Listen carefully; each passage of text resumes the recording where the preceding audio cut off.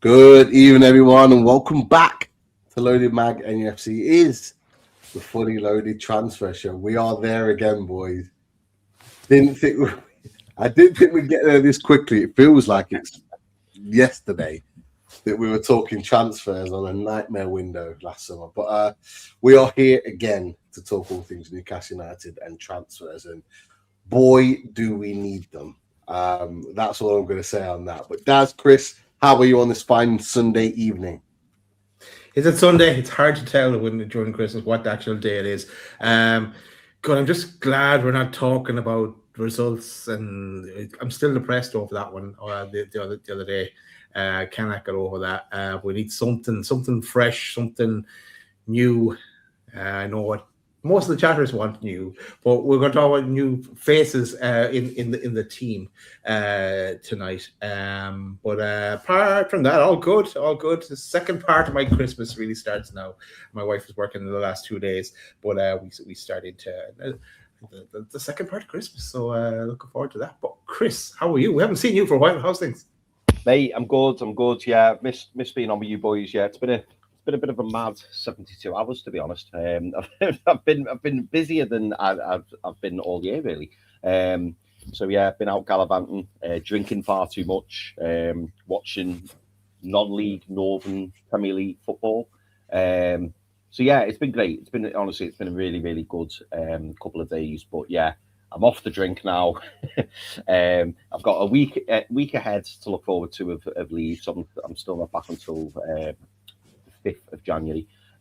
So yeah, I'm fully focused now on the football, and yeah, I'm good. I'm just very disappointed, obviously, with recent results. I'm not going to get into it because I don't want to bring the mood down. But I think this fully loaded transfer show, I think it was Pete's suggestion. I think it's great, to do this now, because hopefully it will give everyone a little bit of a lift.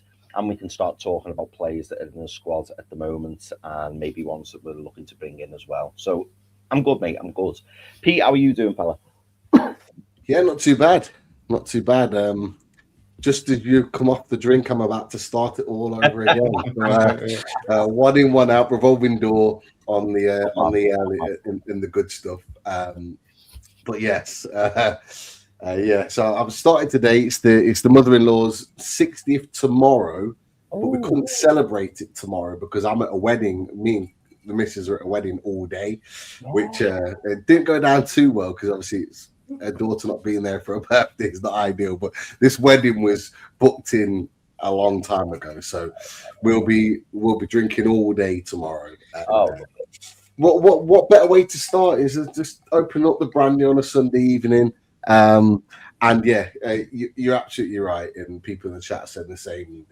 It's nice to be able to talk about something that's not team related, results related, because I'll be honest with you, lads, after Friday night, I switched off the TV to football. I didn't really follow it. I normally do. I just kind of had enough of it, if I'm being honest with you. I just needed a break from football completely, because it is ridiculously draining being a Newcastle United fan right now. And I said to Daz, I said to the chatters, people in the chat on Friday night, you'll know, it isn't easy as a content creator to come on and talk about your club that you love so much after another defeat and a frustrating performance, and it's just like, oh my god, like we have to come and do this, and we did over 2 hours of it. And so anyway, we'll park that there and we'll move forward, lads, because and I think let's start with the super chat first, because the super chat's just come in. We'll start with that. Well, it's a familiar face, and it's Colin Nichols. So Colin, thank you so much for the super chat. Cheers, Colin. But thank you so much, Colin. It is much appreciated, mate. It is much appreciated. And got to give a shout out to Gary D, who's just become a member. So Gary, thank you so much, mate. Brilliant, lovely way to start the show, and thank you again, Colin. Absolutely. And anyone else put super chat in, we'll come straight to that. Regardless of whether we're covering that topic at that particular time, we will come to that super chat as we did on Friday. Got lots of super chats in. Thank you for those that did. We'll continue in that vein to make sure that that's the topic of discussion as we go along. So let's start. Now, what I wanted to start with is some, call it breaking news as such, but positive news for us in terms of Newcastle fans. Positive news. Newcastle. Well, what? Yeah, It's not Christmas, is it? It's not as amazing as positive news as you might think, but it's in the right direction. And it's this: Fabrizio Romano has reported that Cadiz have agreed a loan deal to sign Antonio Cordero from Newcastle. That Westerlo loan move was an absolute disaster. It didn't work. He had massive potential coming in from Spain in the summer and then just didn't get any games. So the fact that he's now going on loan where he's likely to be the main guy and play week in, week out could only be a good thing to Newcastle United. So it's not a massive positive, but it's I could flip that, Pete. It means Newcastle fucked up another loan move for a young up-and-coming talent. But we'll go with the positive. Why would you do that? Why would you do that? We're trying to put positive. Anyway, it is definitely positive. And hopefully we'll be able to see the quality that we were expecting to see on his first loan. So let's see about that. One thing I want to just bring to people's attentions, they may have seen it on socials, they may not have, was an interesting data screening here. And I want to get your thoughts on this, boys, as well, before we come into actual players. And it's this one. So this is all sort of Premier League teams, and it's the big chance differential table. And it's based on big chances created so far this season against big chances conceded.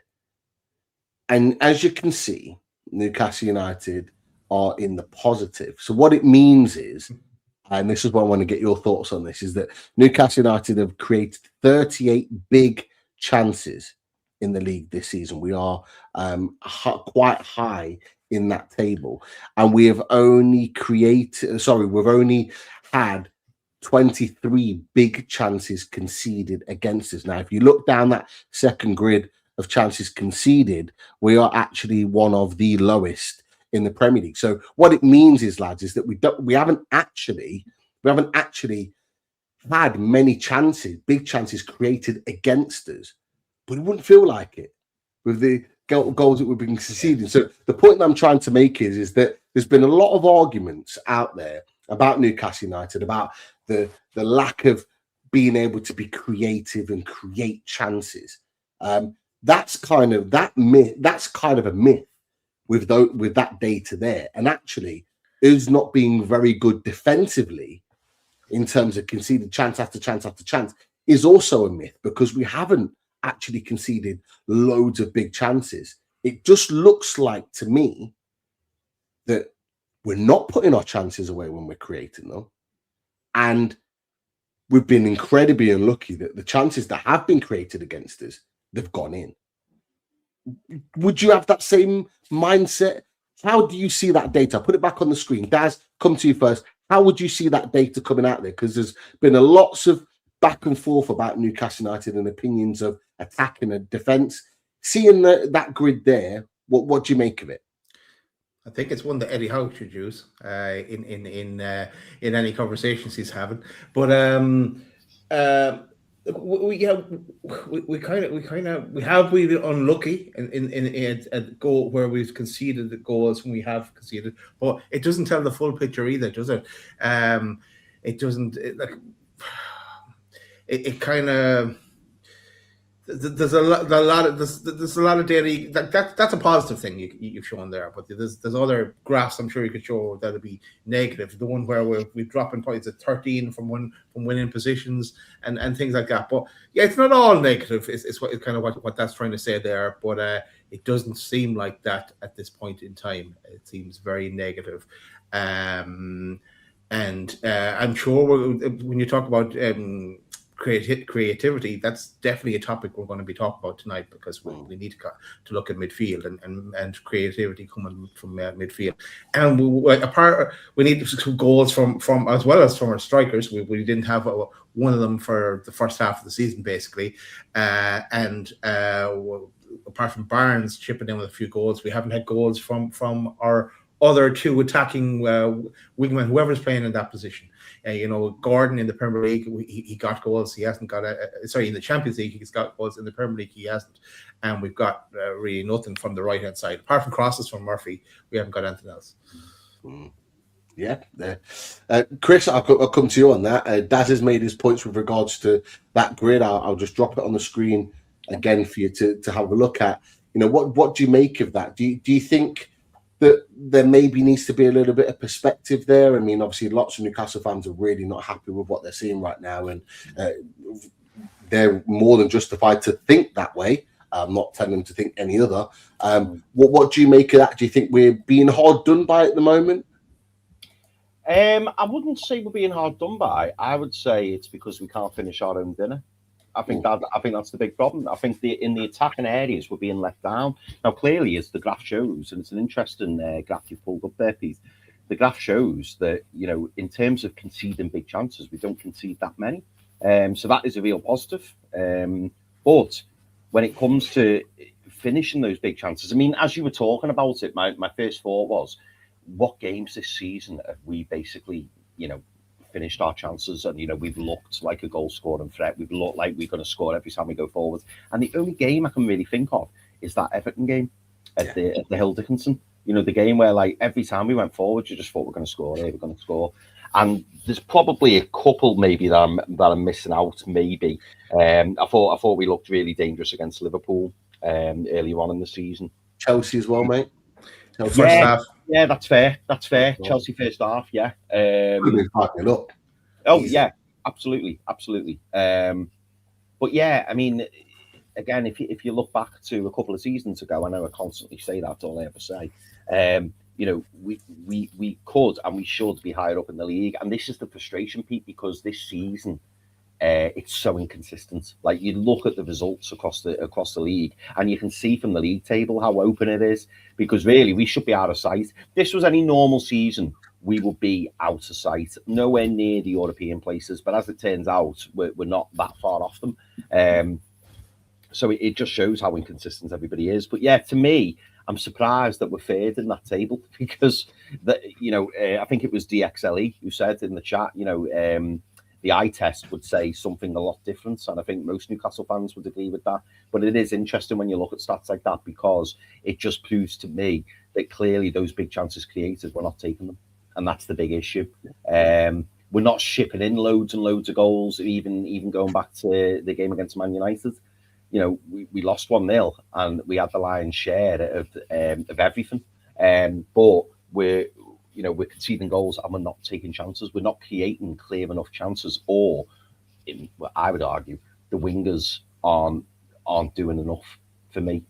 We need more. We need more creativity. You can add the central midfielders into that. You could possibly add in the striker into that as well if you're being incredibly, frugal. But I don't know. To me, it's just interesting because I didn't think we'd be high up that table. I thought we'd be quite low on that table, but it just shows that we're doing the right things. And maybe this is what Eddie Howe's kind of alluding to. Maybe Eddie Howe's looking at those kind of stats and he's going, it shouldn't be like this. But as pointed out in the chat then, we all know what we see with our own eyes. Yeah. And what we're seeing on the pitch is not good enough. Exactly, and that is the all important thing. Is the eye test is the most important. Data can give a narrative, sometimes good, sometimes bad, but the eye test is the key. And I think all Newcastle fans, whatever side of the fence you sit on, will know that we are not playing as well, not playing and performing as well as we should be. That is for sure. And I hate to say this before we move on. The frustrating thing is, for all those drop points, for all those chances that we haven't put in the back of the net, we're still only 6 points off fifth place. Yeah, Chelsea in fifth on 29. I don't really want to go into it, but I'm just saying that's the annoying thing. I'm not saying, we've still got a chance. That's not the point that I'm making. The point is that even after all of that, we're in 14th place right now. And we're only still that far away, and it's annoying because it should not be the case. No. It shouldn't be the case, and we are. And it's just it winds me up that we're just storing points away. And I thought that grid was quite important. I think it emphasises for me that defensively we've not been that bad. We don't concede many clear-cut opportunities, but very much so, and you both touched on it, is that the attacking areas need to be much better. It needs to be much better, in particular, as you said, Chris, the wings need to be performing better in goal scoring and in providing the bullets for the two strikers, because they are literally living off scraps, which myself and Daz talked about on Friday. Before we get into names that have been linked, and there have been more names than you would think that have been linked to Newcastle United recently. We're going to get into them in various different positions.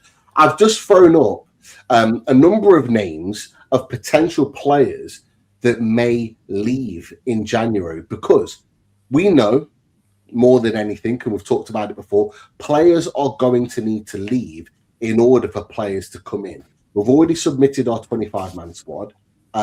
We need to make sure that it fits in terms of players that can play in Europe, play in the Premier League, etc., etc. So we know we're going to have to trade this month in order to get players in that we need. So first and foremost, there are. I'm just gonna name some of these players on the list, and then, boys, we can just talk about whichever name you want to, and we can just pop it up as and when. So.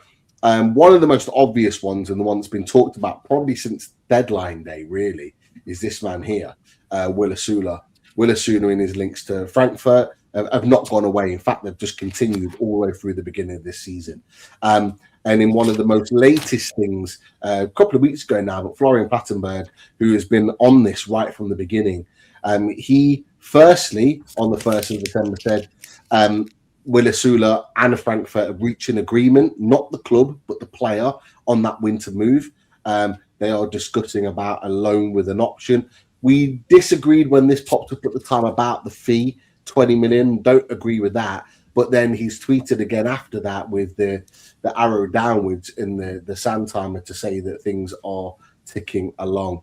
One extra bit that I didn't put on there is that actually all they're waiting for is an agreement with Newcastle United, and Will Asula is happy to move. That's kind of where that one is. So that's number one. One that hasn't been talked about, but I think is an interesting one, we've mentioned his name a few times, is this one, Emil Kraft. Emil Kraft has been linked with the Danish champions Copenhagen, and they've been interested in signing him. Now his contract's out in the summer. Will he get a new contract again? Some people felt that he was lucky to get a new contract this season. Will he get another one, or will we look to cash in and use those wages elsewhere? Another player that we've talked about a lot on our channel, our Loaded Mag at NUFC, is this man, Joe Willock. Been in the team and playing a little bit more recently, but what was talked about and reported by Luke Edwards was that Crystal Palace were eyeing up Joe Willock as a potential signing. That was if Keith Smith or a other midfielder was to walk through the door. So that might be a revolving door of some form. Another player that might be controversial here, but has been linked in the summer and has continued to be linked, is this man, Joe Linton, with Saudi Arabia, potentially going to the Saudi Pro League. And BBC Sport also reports that he is a target for Saudi Pro League clubs. And they report on the BBC that Newcastle could be open to letting him leave as early as January. Couple more on the list. Odyssey's Vlachodimos. I don't know if you've seen the clips, boys, but he's been performing miracles over in Seville. Mark Douglas, friend of the channel, did do an interview with him recently and talked quite positively about his time at Seville, and he's happy to play first team football and wants to play first team football. Ideally, he said he'd want to do that at Newcastle, but didn't understand why he wasn't getting games last season. We understood why he wasn't getting games last season, but he didn't. So there is talk that move could potentially be made permanent as early as this month. A couple more that haven't been linked but are players maybe to be considered. Kieran Trippier, with 6 months left on his contract, is a player that could potentially leave this month or be injured at the moment. Another man here, Jamal Lascelles, also 6 months left on his contract, nowhere near the first team at the moment, despite being back in training. And lastly, one that was also controversial, Fabian Schär, who was earlier last month, I think it was, linked with a move possibly to the Bundesliga, and was apparently open to that move back then. Boys, lots of names there to throw out, maybe more than people anticipated, but some were linked, some were just opinion. Who do you think realistically, in your opinions, Chris, I'll jump to you on this one. Who do you think realistically could be names that you see going out the door to potentially invite new players to be signed and brought in? I mean, there's nobody on that list apart from Fabian Schär who I would be opposed to losing. You could argue Kevin Trippier will be in there as well. But I know obviously he's had his injuries, and we know that Kevin Trippier's wanted to move on in the past. But there's nobody on that list that particularly worries me where I'm like, oh God, we can't leave them. You know, they can't leave. So I suppose desperate times call for desperate measures, don't they? And I'm going to throw, actually, before I move on to Daz, I'm going to throw another name in that hat. And I was thinking about this today. And I actually think, boys, going forward, that I think the club have to listen to offers for Jacob Murphy. I really do. If we got a good offer for Jacob Murphy, it feels almost like we've hit Mickey Almiron territory with Jacob Murphy. And as much as people want to hear this, in my opinion, we need another right winger. I really believe we need another right winger, and we can't carry 3 right wingers. And we know that Anthony Elanga won't be leaving anytime soon. We know that. We've made an investment. We've got to make it work. We've got to give him time. But I kind of feel that we need a new right winger. I really believe that, because, and you can see in Eddie Howe's team selection, you know, he's throwing Harvey Barnes on the right, he's throwing Anthony Gordon on the right. So it's almost like he knows himself that he's not entirely happy with it. And I'm actually thinking, if it were Joe Willock money, anything between 20 million, maybe upwards slightly, maybe I'm being a bit optimistic there, I don't know. I think the club would have to listen to it. I do. And like I said before, desperate times, desperate measures, because this squad needs a shake up. It really does. It really does. And obviously, after a certain someone leaving in the summer, my loyalty for certain players isn't maybe perhaps what it was. And if we want to keep hold of the ones that we really want to keep hold of, I think we need to sacrifice some players, and it might be unpopular. It might be players who maybe, you know, we would like to keep or see a future with. But in order to progress, in order to get fresh bodies in order to regenerate this squad, we're going to have to lose somebody who maybe we weren't perhaps thinking of losing. And that's why I'm throwing Jacob Murphy's name in the hat, because I just think, you know, he's not getting any younger. Is it his fault what's going on now? No, absolutely not. But we need to move on players who bring the value. And, you know, we need a consistent right winger who's going to provide the goods most weeks, and we just don't have that at the moment. We also need it on the left, but that's a whole different argument. But yeah, of those players, yeah, I think Emil Kraft, Jamal Lascelles should have been moved on a long time ago. Joe Linton, as sad as I would be to see him go, I think the way that this team has evolved, I think it's time for Joe Linton to go, probably. I think we need somebody who's more than Joe Linton, and that's no reflection on Joe Linton, but we're not that hustle-bustle team who are plucky and, you know, will put loads of effort in. We're trying to be technical, and Joe Linton doesn't provide that. So I think if we got a good offer from Saudi, I think we'd listen to it. And finally, I'll finish on Willa Sula. That fee needs to go up. That fee needs to go up. It really does. Because 20 million euros is probably about 16 million, something like that. We paid 15 for them. Yeah, it ain't going to be that fee. No. It ain't going to be. The only way I'd see that fee is if we had like a 50% sell-on clause, something stupid. But I don't actually think Newcastle would be gunning for that, because I think if you asked Eddie Howe, is he gonna make it? He'd probably be like, maybe. I don't think they're selling Willa Sula thinking he's going to be the next, you know, Julian Alvarez or something like that. He's just not. He's not. He's not going to, I don't think he's going to move on from Newcastle and be one of the best strikers in Europe. I just don't think he will. So for me, it's about maximising as much as you can for him. But no, I think I'm not opposed to anyone you've put on that list, Pete. Maybe bar Fabian Schär, but maybe he wants to move on because he wants regular football. And can we offer him it when we've got a fully fit central defence? Possibly not. That's obviously Chris is throwing his opinions out there for players. Obviously, added Jacob Murphy to that list. Who are the ones that kind of stand out for you that you think have a good chance of maybe going this window? Is it like for like in terms of one player in, one player out in a position that you'd like to come in? I know we don't like that like for like talk. We don't like that like for like. That's why I smirked to that one. But anyone that you think needs to be the high priority in moving, in being shifted out in January, mate? Good friend of the channel once said, ruthless. Ruthless is what we have to be. Actually, it was you, Pete. That said ruthless, right? But so let's be ruthless. Asula, not good enough. Creates mayhem when he's on the pitch, comes off the bench, but not good enough. Not going to happen. Sell him to Frankfurt.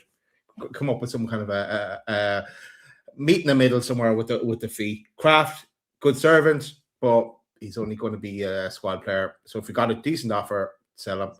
Willock, I like the way he's getting some game time to put him in the shop window to sell. I hope that's to sell. If we don't sell him now, we're never getting a proper decent fee for him because it's only a matter of time before he falls over again and is injured. So sell him now while we can.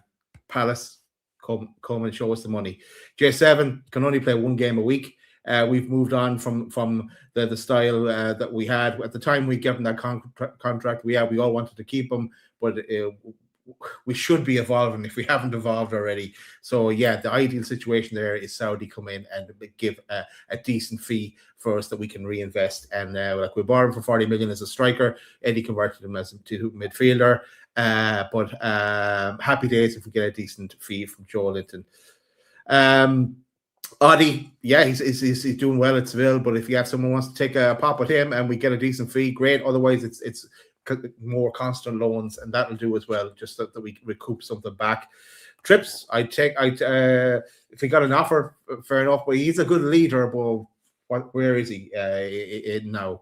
And I still haven't forgiven him for going missing that time when a lot of things on his plate, of course, but even though he did come back well in the last year, let's say. Lascelles, whoever wants to take him, more than welcome to take him. A great servant back in the bad old days, but his time is well up at Newcastle. Fabian Schär, I would not sell. I hold on to Fabian Schär. I know he's got slower. He still has the passing ability that's incredible. He's still got that can shoot from distance when he finds a way into the box and shoots. Just waste the odd free kick the odd time. But no, I want to keep Fabian Schär. He's retired from international football. His sole focus is club football. I can understand if he wanted to move on and be a first team regular, but he's not going to be really that at Newcastle going forward. So he's kind of a squad player. Murphy, I'd actually keep Chris because I think it's just if we bring in another striker by selling Asula. And with Wisa now back, I think Murphy can fire the bullets in for the likes of Wisa, or the occasional time into Nick Valdemada onto his head. But he cannot play away from home. That's the only thing. And I see your point about having we're not going to sell Elanga because we're just after buying him. But I wouldn't. I'd keep Murphy just for that his crossing ability more is all he's offering me. Then I was just thinking as well. I thought along the dark side. I went to the dark side as what if we were to depart with the manager? And I just thought to myself, right, departing with the manager means a rebuild for me. It's starting from scratch, and it's a rebuild over a couple of seasons. And I was just thinking, who would I want to keep 100% keep? And I've only got like 6 or 7 players. Lewis Hall, left back. Tino, if we could hold on to him and then not go to Man City, I want to keep him as well. Malik Chow, I want to keep him. That's defensive. I need okay, Botman as well, but we don't know what's the situation with Botman, so I don't have him on my list. We definitely need a keeper, as we said before. In the summer, we're not going to happen in January. Tonali, again, if he can get his head in the game, he's a superstar. But whether he'll stick around is the question. Bruno, I want to keep as well. Obviously, he's just Mr. Newcastle. And Lewis Miley as well. I want to hold on to Lewis Miley for the future. And Alex Murphy. I want to keep Alex Murphy too. Local hero. That's me. Now, there's some interesting ones in there. Look, for me, Will Asud is a no-brainer. Get as much as you can from him. You make a good point, Chris, with regards to the fee that was mooted in the report there at 20 million, which is why I said at the time, 20 million euros. Like, I don't believe that being the right fee, because it's not. You don't negotiate a 30 million pound fee and then all of a sudden you're agreeing a 20 million euro fee like less than 6 months later. Like, it just doesn't make sense. So for me, it should be anywhere, even if it's an obligation. I don't even mind if it's a loan with an obligation, because we know we're getting the money at some point between January in the summer. So you know you've got that money there to work with to be able to reinvest. But maybe if it is a loan with an obligation, you can bring that fee a bit higher so it gets towards the 30 million as part of an agreement, or it's a 28 million with a 2 million loan fee that works out to the fee that you want, and you're getting what you want in the end. Joe Willock, I think, needs to leave. As well as he's come on and done okay at times, he needs to leave. And the reason being is because we need a new profile of midfielder to come into that team. It's that simple. And being ruthless, as we talked about, Daz mentioned it earlier, we do need to be ruthless with certain players. And, I know Eddie Howe keeps talking positively about Joe Willock, and maybe that's because they're putting him in the shop windows, talking about him positively will get other clubs interested in him, quite possibly. It could be that smart move that a lot of managers do. But I genuinely think that we need to move him on and get as much as we can for him. And I think there'd be a club out there that will pay anywhere between 20 and 25 million to take Joe Willock because of his age, because of the fact that he's now playing regular football. He's played in the Champions League. We could put him at least that 20 million bracket. And I think we could get that from a club that would be interested in him. After that, I think it's an interesting one. I don't see Joe Linton going in January, but I do see him leaving next summer. I do genuinely see him leaving next summer. I think he has. I've said it for a while now. It seems like he's kind of ran his race at Newcastle United, and we need to extract as much money as we possibly can. Saudi do tend to pay overinflated prices, not crazy amounts, but I go back to that Matoma deal at what he's 28 at the time. They were willing to pay nearly 90 million for him from Brighton, and they turned that down. If they can get that sort of fee for Matoma, we can get a pretty good fee for Joe Linton. What that fee looks like, I don't know.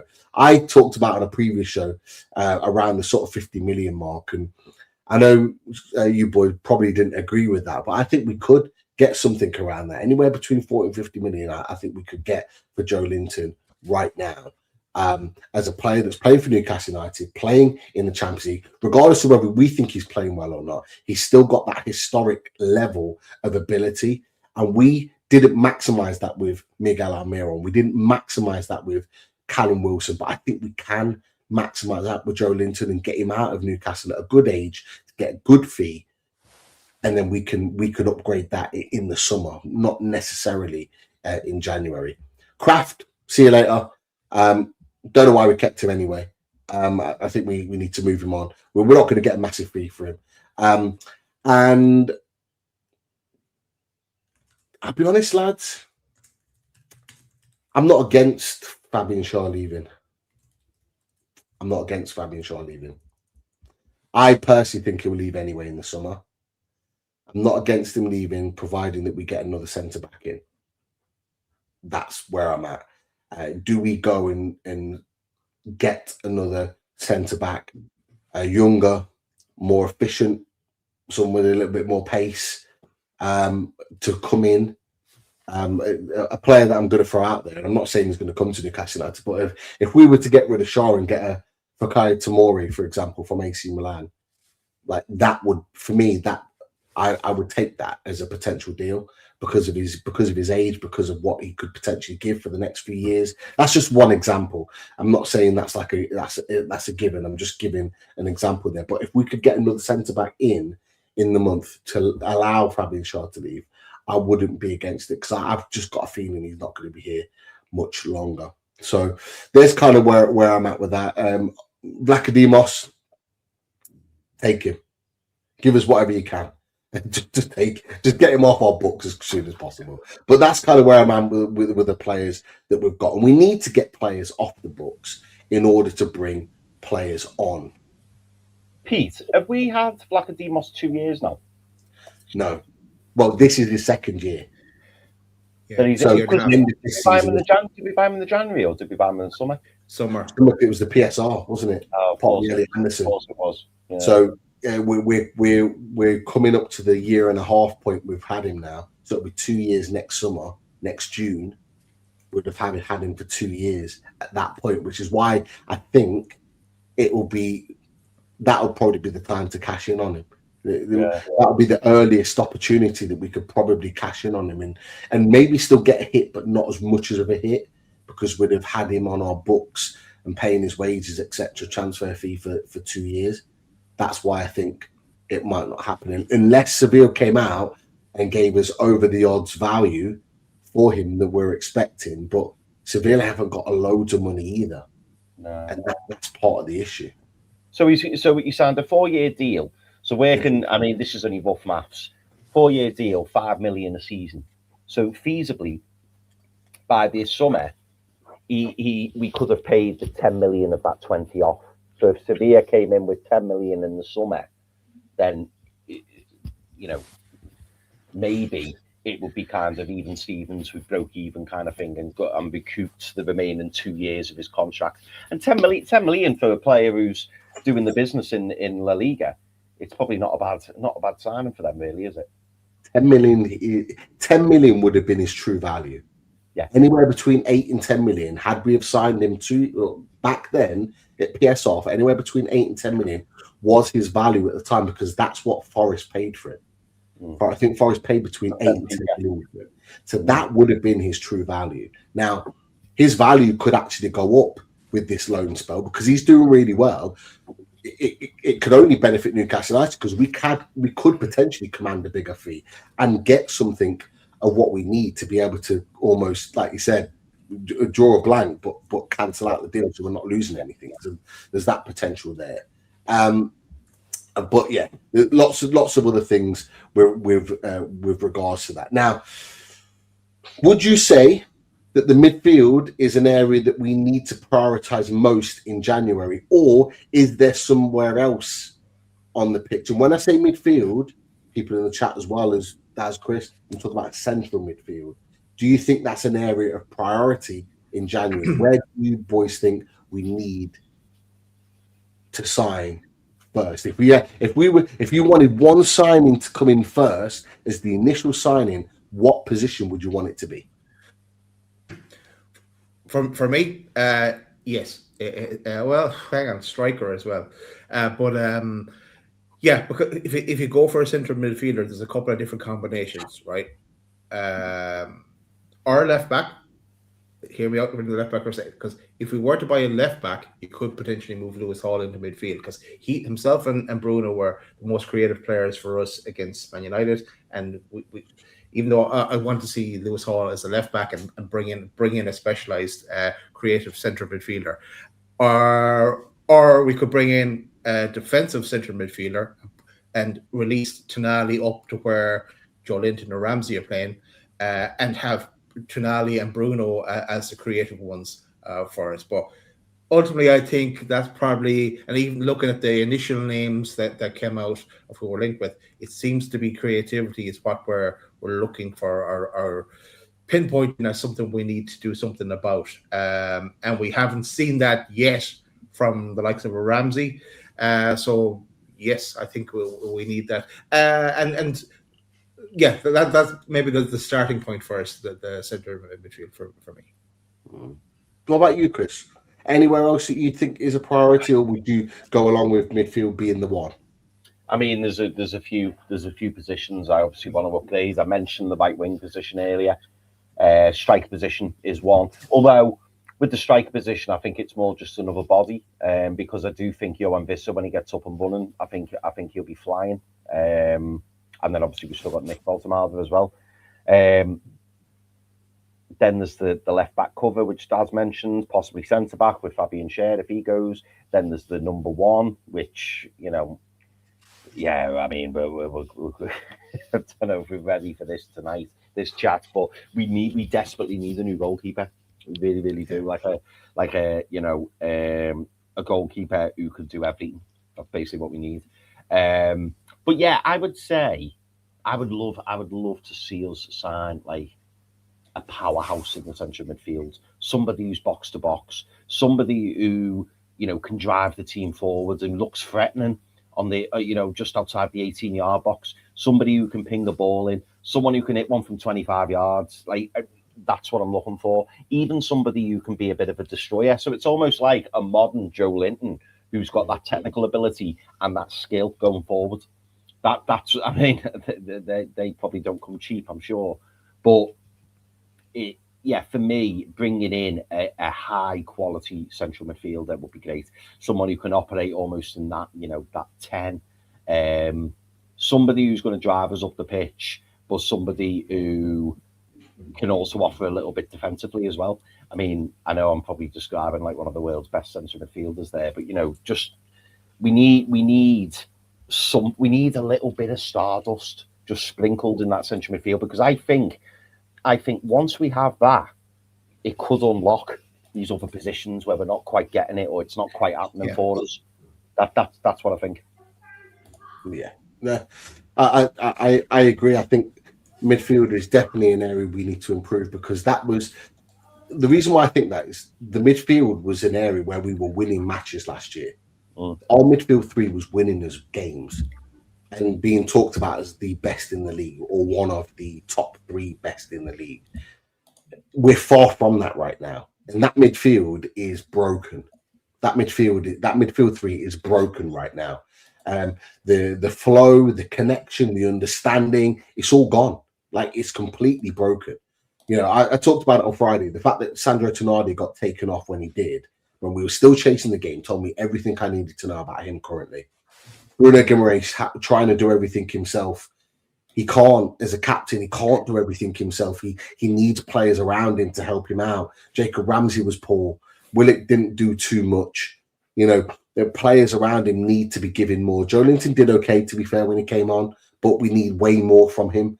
And you're right, we need someone that either can offer something significant in one area or is good in every area of the game, whether they're good at hold-up play, and being a destroyer, breaking up play, interceptions, winning the ball back, someone that can progress the ball forward and is good with passing range, or someone that can arrive in the box and nick a goal, someone that can maybe do all three.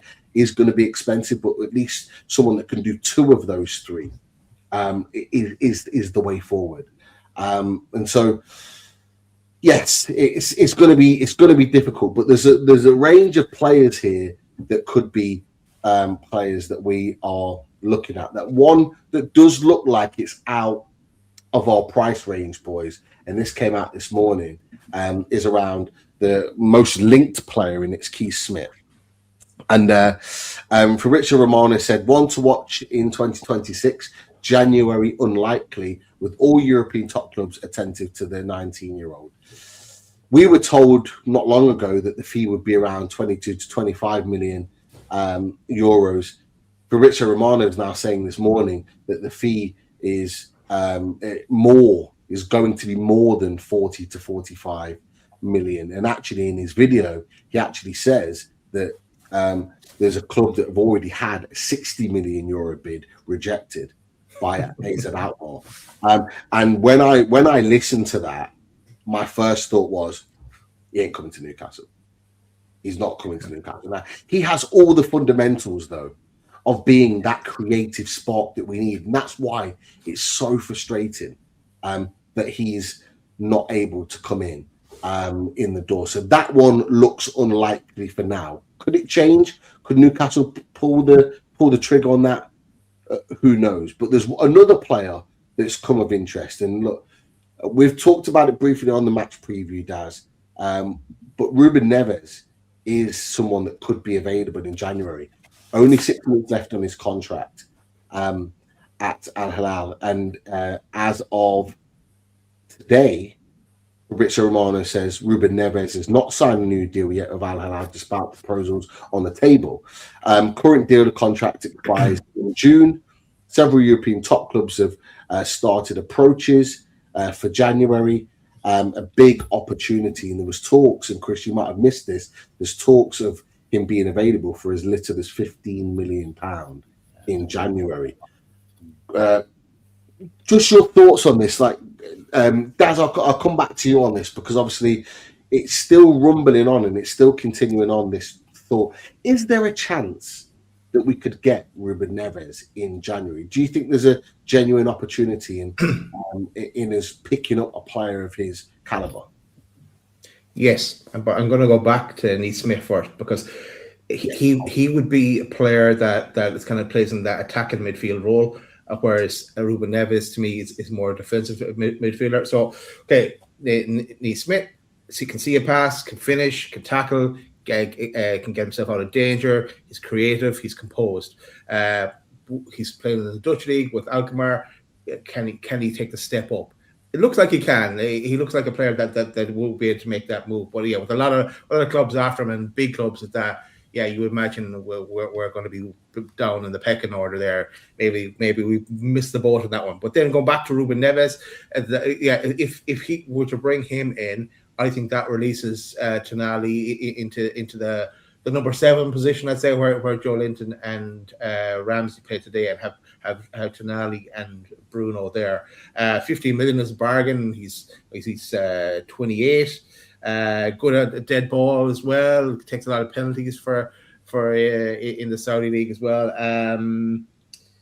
And can shoot from distance, yeah. So like he's a leader as well. We saw what he did in the Premier League before. So once he's at the same level of quality that he since before he went to Saudi, then yeah, well, why not? He's going to be playing for a position in the Portugal side for the World Cup as well. So he's going to want to hit the ground running. So it's a no-brainer. And I think someone put it in the chat as well. I tagged it earlier when we're talking about J7.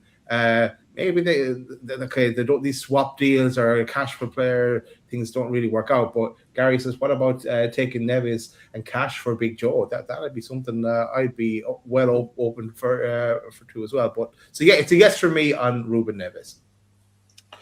Chris, your thoughts on Ruben Neves, Keith Smith as well, if you want to drop your thoughts and opinions on whether that deal might go through. But Ruben Neves, a player we've talked about for a couple of years now, was captain of Wolves, was keeping them in the Premier League single-handedly at points before he went to Saudi. But the chance of him coming to Newcastle United, would he be a player that you would welcome? At 15 million, yes, he would. My only concern is, and maybe I'm wrong to think this, my only concern is obviously the Ruben Neves of 2 or 3 years ago, 100%.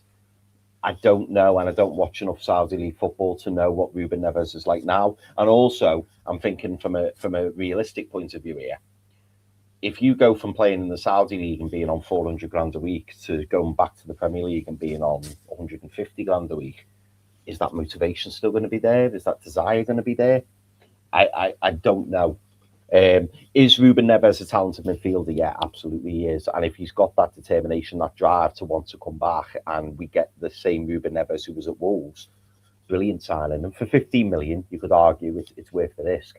But he wasn't the quickest, even back a few years ago. And I just wonder whether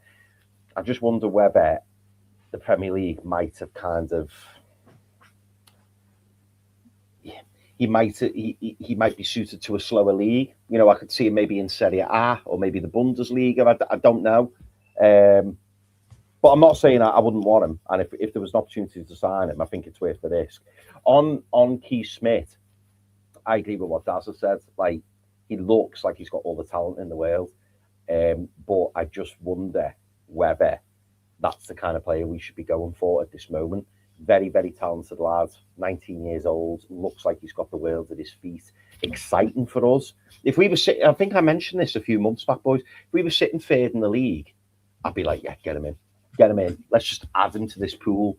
Right now, I just don't know whether adding him to this environment and us going, we've just spent 50, 60 million on this kid, right? He's gonna change all our fortunes, putting all that pressure on him.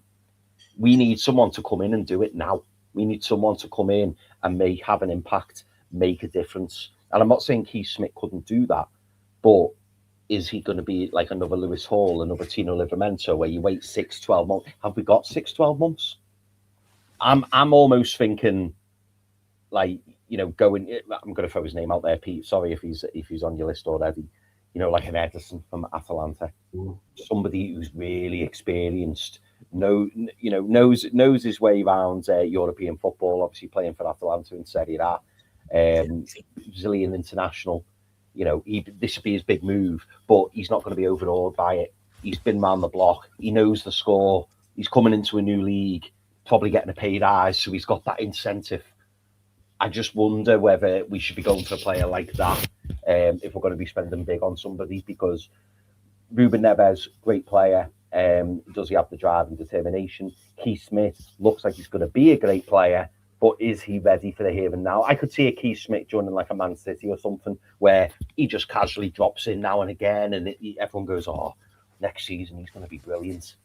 But I just don't know whether we've got that now, because then if we signed him and things didn't work out for him, he lost the confidence coming from the Dutch league to then, you know, the Eredivisie, to then come into the Premier League, and it's like, ooh, he hasn't adapted quite how we wanted. His value drops, his confidence drops, and you're like, we've just spent 60 million on this kid, and he's not quite doing it. Bit like Arda Güler. Arda Güler, he joined Real Madrid, didn't he? And he just kept feeding him in, and now he looks wonderful, doesn't he? But look how long it's taken for him to get that place in the team, and I just don't think we're that team at the minute. The one thing I'll say on Keith Smith, like, personally, I don't think we're going for him at that sort of price anyway. I think that deal, you know, reading what's come out today, that deal's probably way beyond us. I don't see us spending that sort of money on him. For me, Keith Smith, he's already said he wants to go to a team where he's going to be playing regular football. For me, that ruled out a lot of teams that will utilize him in the way that you talked about. Arda Güler is giving him this bit part. He doesn't want that. He wants to be playing regular football. I personally think Newcastle United is the ideal club to come to, because I think he's got a role to play in this team. I think he's got a role to play quite quickly in this team. He's not a player that I think you take 3 to 6 months in getting in, because he offers something that we desperately need. He offers something that can unlock doors in our season, but, you know, also in our team.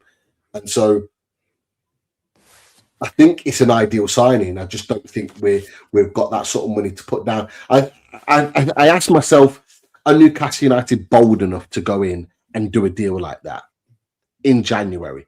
Are we bold enough to go, we need this player, teams are wanting to wait until the summer to sign him, let's go do it now? The last time we did that was Bruno Guimaraes. And look what we got with Bruno. For me, I think, and I'm not saying he's on Bruno's level, but I'm saying he could be. Do we go and take that risk? We didn't know Bruno was going to be anything that he was and he has become at Newcastle United. We saw the potential, though, and we see the potential with Keith Smith. Are we bold enough to make that move to go, you know what? Let's put that money down and let's ask the question. Let's show him that we want him now. Let's show him the vision that he can come and play in this team right now. I'm not sure that we're bold enough to do it, but I wish that we were, because I think his setup and his stylistically, he is perfect for what we need at Newcastle United right now, because he has all the tools of what we're missing, that creativity, the passing ability, the passing range in the final third. He unlocks doors for football teams. for his club AZ Alkmaar at the moment. And his trajectory is only going to go up. He's only going to get better. Let him get better with Newcastle United, but that'll be one that rumbles on. I do believe, though, that we need to get someone else that's ready-made. If we can't get Keith Smith, someone else that's ready-made to come in and play in the Premier League. And I do believe that Ruben Neves could be that guy. I genuinely do think he could come in and be that guy. He's a different type of player to Keith Smith. He plays a lot deeper, but what you don't get in terms of that attacking role in that little pocket of space that Keith Smith would occupy, Ruben Neves would sit in the 6, and what he would do is he would improve our level of passing. He would improve our level of creativity from deep. He would allow Bruno to go forward and maybe even Sandro Tonali on the left-hand side as maybe midfield 3. So it opens up a different type of midfield bearing. But what he adds to you boys is he can hit that ball from 30 yards and put it in the top bins.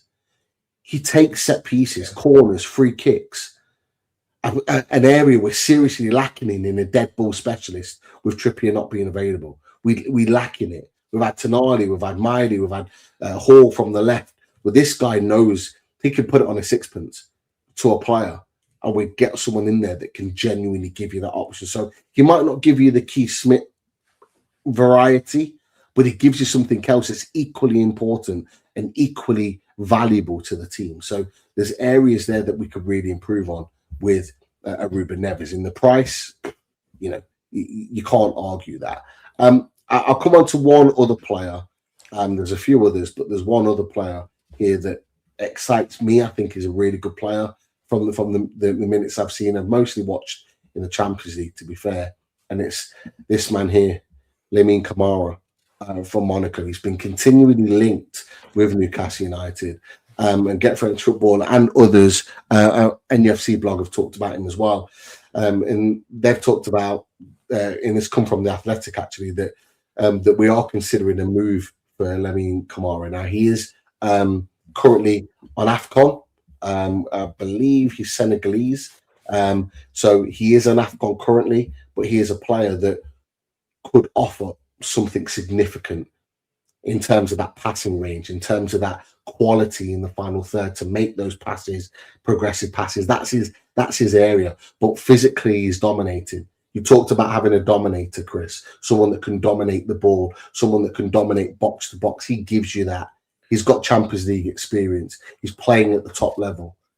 And he's a player that wants to move and progress. And actually, there's talks of he actually wants to come to the Premier League as part of his next move. So that's also something there. But don't know how much you've seen of Lamine Camara, but I know we've talked about him before, boys, as a potential link.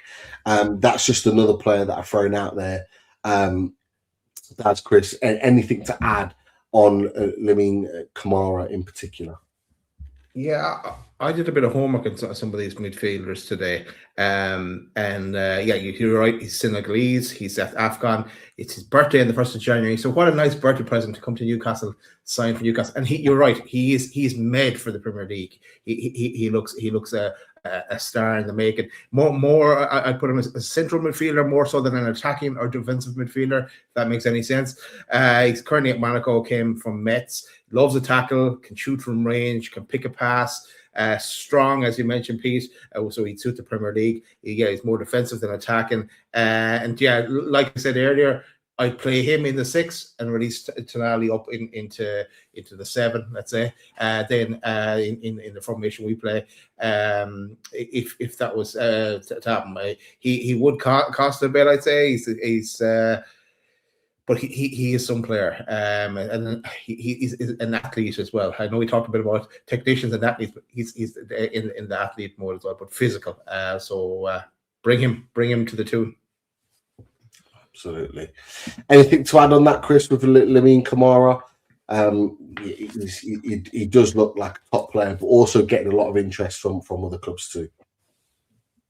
Yeah, I've got to admit, I haven't seen that much of Lamine Camara, but I know he's been linked for a long time. But what I have seen is a player who's very mobile. He gets about the pitch a lot. And I think that is what we need as much as anything, because Joe Linton has definitely slowed down. in recent times. And I think if you've got a player who's all action, can get around the field, is physical with it as well, but also has that little bit of technical ability, that cuteness about him, I think it'd be a good signing, mate. Out of interest, Pete, how much are they talking for Lamine Camara? In terms of a price, I don't know, but for me, I think anywhere around the 30 million mark is a fair price with his age and his capability. I think Monaco don't sell for crazy money. They have done in the past, but they don't necessarily now. I think anywhere around the 30 million mark would be good value for Lamine Camara. That's just my opinion, though. Yeah. He's only 21, isn't he? So that feels about right. Yeah, he's valued in transfer market. He's valued at about 30 million euro. So yeah, you're talking 40 million euro plus, and you might have a few admirers of him, right? Yeah, and there's that thing again of getting him in January. Obviously, depending on how Senegal go in AFCON, whether they go the distance or not, could be dependent on that. But that might be a deal. Maybe later on in the window. One thing to add on that as well, we do need, regardless of the position, we do need to make signings early. We can't afford to be waiting until the last couple of days to make signings. We've got a really difficult January with some home games that we expect to win in the early part of January, but a really difficult end to January. We can't be waiting too long to get these deals done. So that's another one that's really important. I think I wasn't going to, but we'll come on to another player because, Daz, I know you've mentioned it in the chat. It's been sort of tentatively linked, not as much as some of the other players, but Luciano Valente at Feyenoord has been a player that's been linked. Another Dutch player, and NUFC blog have talked about the officials confirmed that there is interest in Valente as a possible player. Talented young midfielder, another midfielder that Newcastle United are looking at. Midfielders seems to be the highest priority at the moment, and been linked with the majority of players is in the midfield area. So it does seem like an area of interest. But just share some thoughts on Luciano Valente, Daz. Yeah, so look, we talked about Neil Schmidt, and if you're looking for an alternative, if his price is too high, and in kind of the attacking midfielder role, look no further than this guy, Dutch international. He's got at least one cap now to date, or maybe a few. But he's only moved to Feyenoord, and for a value of €7 million. He's now value rated as around 18 million euros. So you're probably talking around in the 25 million euro mark to try and get him. He's 6'3", so tall, ticks the box for Eddie Howe, creative midfielder, can take on a man, unlocks the defense, a bit of a playmaker in my eyes, and unbelievable footwork, I think, as well. But be a bit, again, like that Dutch league, I'm always kind of a bit wary about it, the step up to the Premier League. But when I was watching them, lads, do you remember Michu from Swansea and the season he had? He reminded me of him. So if you could step into Newcastle and do a bit of that'd do for me. And he's 22, so he's got youth on his side as well. But yeah, one to watch if we are to go down that route. And if Neil Smith is out of the picture, what the price? Yeah. Again, another option there, and another Dutch option shows that the Dutch market is an area that Newcastle are looking in, and maybe it's an area that Ross Wilson is looking in. It's been very clear that we were looking in the European market, and it's interesting that the players that we've been bringing up so far are all sort of playing really in Europe in terms of those players that we've been targeting. There are others on our list. We won't get through them all tonight. But I did want to move on to another position. But before that, Chris, anything on Luciano Valente? Have you seen much of him? And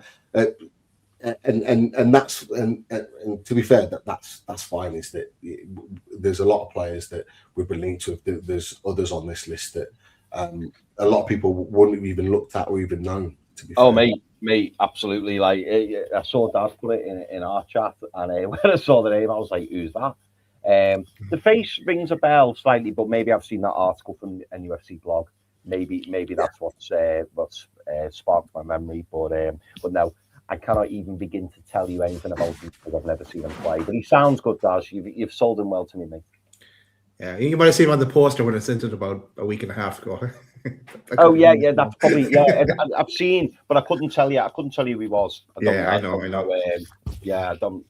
know who it was, but no, he sounds very good though. And obviously, if there was a link there, and it doesn't sound too expensive neither, which is good. So getting in a player who's maybe got a bit of potential and someone who's young and someone who we can work with, great. Because boys, I mean, just off this chat alone, like essential midfielder is key, isn't it? Essential midfielder, particularly in January, is key. We need to freshen this starting 11 up. We really do. And even more key to it, like Keith Smith aside, the key part is the value. It is the value in the player. It is making sure that we're signing players that are of decent value. Ruben Neves, for example, if you can get him 15 million, great value, even though he's a little bit more of an experienced player. Lamine Kamara, 21 years old. If you're paying 30 million for him, that is value because there's a potential that one good season literally doubles that in price. We've seen it with so many of our players that we've signed previously.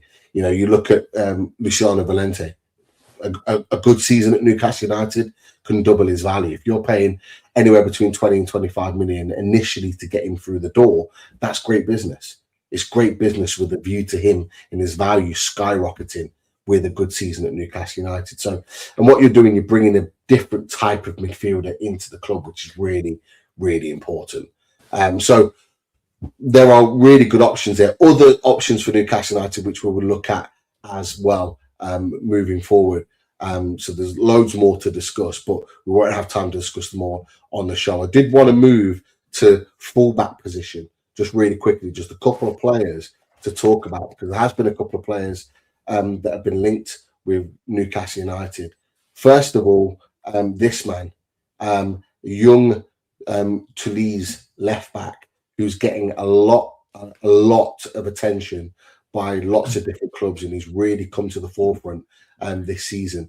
And it's Dayan Methali, if I'm pronouncing that right. I apologise if I don't get his surname right. But he has become a January target. He's been linked probably about 3 times now with Newcastle United since the beginning of the season up until now, but particularly since November. And it seems like he's a player that Newcastle United are looking at. This boy looks like he could potentially be the real deal. Now, he is a left back. He is left-footed left back. And I know we've got Lewis Hall, but he looks like he could be a real player. A real player. Tall, physically strong, athletic in terms of up and down the pitch, but he's really good technically with the ball. And he can twist and turn. If you watched on Friday, Lewis Hall weave in about 3 or 4 players in the middle of the park and then create that opportunity. I think it was for Gordon down that. Oh no, sorry, it was for Murphy. I think who had switched during the game down that left-hand side for him to cut inside. Brilliant piece of play. This lad here can do that. He can do that, and he's already shown in his small stint on being on it, sort of at the top in first team football. He's already showing that he's playing that level. So he's a really exciting player. I don't know if you boys have seen anything of him or heard the links, seen the links, but I'm excited about this potential because we absolutely need a left back. We don't have enough cover there. And I don't want Matt Targett coming back on loan or off his loan from Middlesbrough. We have to look to the future, and he very much looks like it. But your perspectives on this one, Daz, Chris? Yeah, well, the first news is I think Matt Targett got injured. I meant to send that on to you, Pete. So I don't think he will be going back to Newcastle anytime soon. Yeah, but this Dayan, he's 19. Will he be 20 in February? French under-21 international at Toulouse. It can also play centre back. Yeah, he's tall. He's 6'1". He's strong. He's good positional sense from what I've watched him. Kind of a bit of a raw talent. not it'd be more difficult to be as attacking as Lewis Hall, but he can attack, but he wouldn't be as attacking as Lewis Hall. And for me, if we were to bring him in, I would play Lewis Hall for the forward into midfield then, and that's kind of, if we weren't to get a midfielder and we were to bring in, let's say, a striker and a left back, that's where I push Lewis Hall up to help out the midfield. But yeah, an exciting talent to watch, to see how he develops. So yeah, interesting. Keep an eye on this one, I guess. I think we might have floated this in the chat a while ago, Chris. So I'm not sure if you've seen anything of him, but he possesses a ridiculous amount of pace, something that for all of his talents, Lewis Hall doesn't necessarily have. So he does offer something in addition to those qualities that Lewis Hall has. You know, is that essential for you in a left back, to have someone that's not just, you know, part of the 6 Foot Club like myself, but equally he's got that ability to really kind of bomb down that left hand side, and he's technically good on the ball? Is that what we need to be looking at to bring in? Is that a position that you think is essential this month? Yeah, we definitely need a backup to Lewis Hall. I know some people and Daz has just mentioned it there. Some people are suggesting about moving him into central midfield. I'm sure that's something, you know, that could be done, but for me, it's just about having strength and depth in each position. And this lad, yeah, he's kind of rose to prominence, hasn't he, in recent months? I could be wrong, Pete. We did discuss it in the chat. You're absolutely right. And I'm wondering, was this one of the exclusives from Craig Hope? Because he mentioned 2 players, and I wonder whether he was one of them. It could be. I could be wrong. But yeah, he sounds like he's going to be absolutely brilliant. My only concern for him, I suppose, is the fact that, you know, if you've got 2 very, very good players in the same position, you're then asking yourself a question. Now, Daz has mentioned about putting Lewis Hall in central midfield, but I don't know. I want a strong left back understudy for Lewis Hall. I want to see Lewis Hall obviously start week in, week out for Newcastle United. Now, for me, I feel that Lewis Hall is probably a left back. I wonder whether he's strong enough to play in central midfield. I don't know. Technically, I think he's got it. I think he's absolutely got it. But yeah, you know, to answer your question, yeah, I think this lad would be great. And you're right.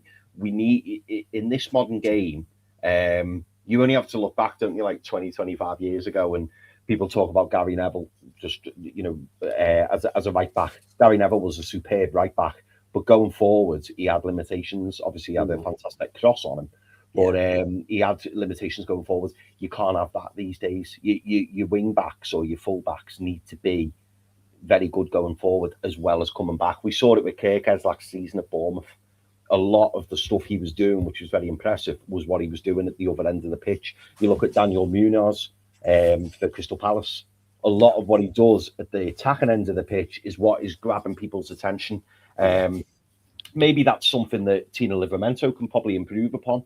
I mean, Tino is a fantastic athlete, and he does get up and down. But in that final third, could he do more? Could he be better? You could argue yes. It's just that defensively, he's fantastic. But if you've got a player who can do both, you've got to be interested in those players. You have to be. You've got to drive your team forward. In my opinion, your fullbacks are 2 of the most important players on the pitch for your team, because they hold the narrative of your team. We saw it with when we had Trippier and Dan Burn being our fullbacks, is that we weren't progressive enough. We weren't getting forward enough. We weren't attacking and driving the team forward. So it's putting more pressure on the defence. As soon as Tino and Hall came into the team, all of a sudden, we're bombing forward. We're not thinking about defending. The opposition are thinking about defending because we're attacking. And we went at them. And you only have to look at the Man City game. Yes, Man City had opportunities and they pushed us, but we backed Hall and Tino to defend those moments, and they did. But what they did do is cause a lot of problems for the team the other way. And that's what we need more of. And getting someone like Dan coming in, for me, he offers something in addition to what Lewis Hall does. And it goes on to a point that I mentioned before, is that Lewis Hall's injuries are a bit of a question mark for me. Lewis Hall is a really good technical player, but can you rely on him to do a full season for Newcastle United, playing week in, week out, bombing up and down that left-hand side constantly? At this moment, I would say no. You can't count on him because he's already had 2 injuries, although one of them was kind of like minor, but he's already had 2 issues with his hamstring already this season. Now, we don't have a proper backup. Our only backup was our first choice right back, who is also injured now. So we've got a problem here. And this is why I think this left back position is really, really important, because we need to get someone in who can do what Lewis Hall can do. Because if he's out for any length of time, we need to continue to play in this vein. We need to continue to play with this attack-minded mentality of someone that can bomb down that left-hand side, got the trickery and the creativity to make things happen, but is also solid defensively too. And this lad's young. He's 19 years old. But you wouldn't bet against him getting lots of minutes in rotation with Lewis Hall. So you're looking after Lewis Hall, but you're also bedding in the likes of Dan to come in and do a job.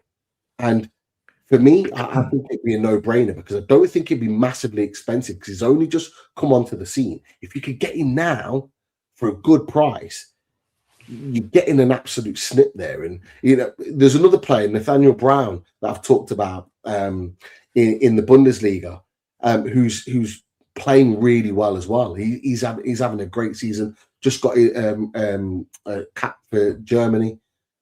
He's another player that I would look at, but he's probably the next rung up from Dan, and he's probably a guy that's already been linked with other top clubs as well. I think Real Madrid were linked with him not long ago.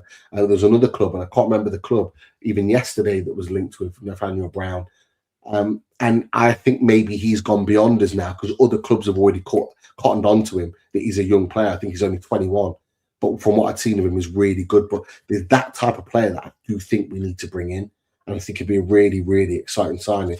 That's just one example, really. There definitely others out there. Just in the general terms, though, in terms of who we bring in, and this is where Ross Wilson has his work cut out from. And we talked about the start of our players here. We talked about Neesmith. He would be ideal, but now he's gone out of our price range because too many clubs are looking at him. We need to be getting in there right before clubs are looking at. So scouting has to be on point to be able to do that. So I hope with his connections that he has already, and maybe because he kind of knew he was coming to Newcastle for a while as well, that he has a few tricks up his sleeve. And maybe the names that we've been talking about are some of those tricks. But maybe there's a lot of players that there'll definitely be a lot of names linked over the next couple of weeks. But we'll see what he's been cooking up in the background. Definitely. Interestingly, someone just put in the chat, well, Tino Livramento's injury prone too. He's had a number of injuries, and you're absolutely right, which is why I brought another fullback to the table, this time a right back. A very, very intriguing signing for this one. And current Celta Vigo right back, this lad here, Oscar Mingueza, if I'm pronouncing that right, I apologize. Former Barcelona right back, currently at Celta Vigo, and he's absolutely tearing it up right now. At Celta Vigo, only got 6 months left on his contract, 26 years old, getting a lot of attention now. At first, it was Newcastle United linked with him, but because he's doing so well, other clubs are now starting to take interest in him, but could be bought on a cut price deal in January, who is a technically very, very good right back. He reminds me a little bit of Kieran Trippier. His delivery from deep especially is very, very good. Gets some really good crosses in, likes to attack and get forward, crosses in from the byline. He loves to be involved in the attacking build-up in plays. And of course, if you've got that Barcelona identity, that ID about you, technically very good on the ball, likes to keep possession and hold possession. He looks like a really, really potential exciting signing. Yes, he's 26, but a free transfer is someone that's got huge potential there. Been continuously linked with Newcastle United and other clubs more recently, but Newcastle United have been the constant team that have been linked with him probably since October. I've seen these links as early as that. An interesting signing there.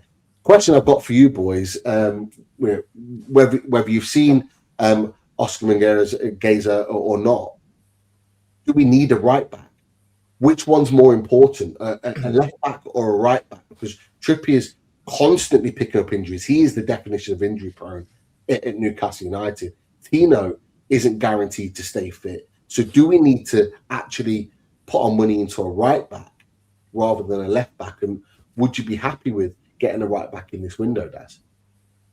Yeah, first of all, I know nothing about Oscar, but you sold him to me from coming from Barcelona. And if we can get him a good price deal and being similarities with Tripp, so a younger version of Tripp, so yeah, bring him home. But either or, right or left, because bringing in a right back, if Hall was to get injured, Tino can slot in there. Like we haven't seen much of Tripp's ever playing left back for us.